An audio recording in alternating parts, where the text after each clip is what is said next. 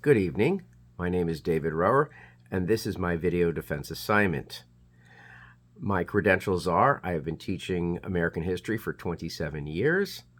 I have an administrative certification from the state of New York, and this is my 6th course here at Liberty University in the PhD program for history.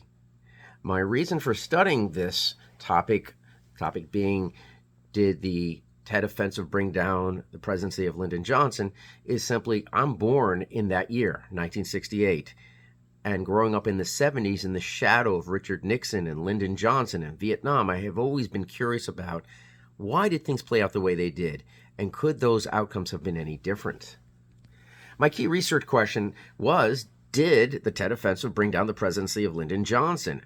Well, what I found out is it wasn't just the Tet Offensive, so I had to change my thesis. And that was a lot of fun as a history person to go, okay, my thesis is wrong. I learned new things. I have to change the thesis. The thesis became, did television help to bring down the presidency of Richard Nixon? Because the new things I learned was, it wasn't just the Tet Offensive, it was television. And it wasn't just television. There were other factors at the same time that helped to wear down Lyndon Johnson. The Johnson White House had been telling the American people for years we had been winning the war against the North Vietnamese, and the Tet Offensive showed that we weren't making progress.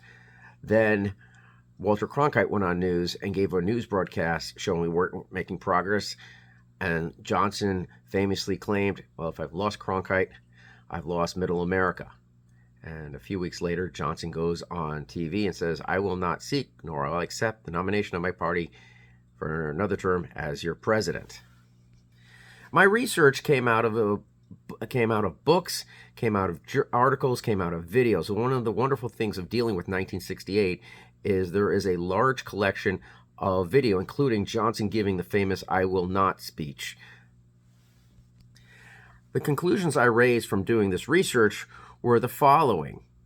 1, television had been a big part of the Johnson presidency, from him eulogizing JFK right after the JFK assassination to Johnson trying to manage the news, managing the press with the reports coming out of Vietnam, with Johnson dealing with the anti-war protesters, getting more and more momentum in the news.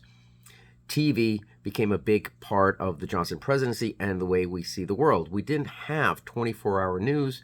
We didn't have cell phones back then. We all gathered around the dining room around 6 p.m. for the evening news, and we all watched TV as a family, and we watched the news together, and there were only 3 stations broadcasting it, NBC, CBS, and ABC. The biggest question to be raised for me was the what-if factor. Johnson was not the only president to become a president after being vice president. Truman also became president after his president died when he was vice president.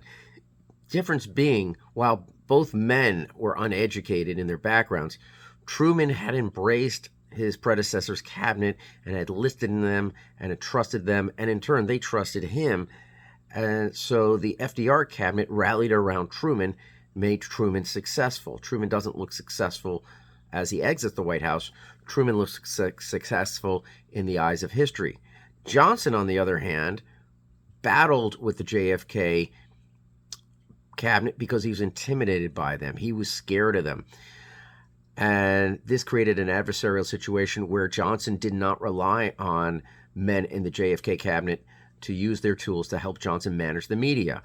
Most importantly, I found out that Robert McNamara, who was the defense secretary, had also been the president of the Ford Motor Company. You don't get to be the president of the Ford Motor Company unless you are very good at managing people and managing your vision and managing your message.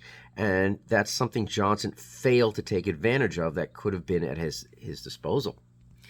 The evidence that I really wish I could have looked into, other than physically going down to the Johnson Library, while many of those documents were accessible to me right here via our library, I am waiting on the Joseph Caro final edition of the Johnson presidency, and I'm hopeful that when that comes out, I'll be able to delve deeper into the presidency of Lyndon Johnson and why he could not have fought on for another term as your president. Thank you.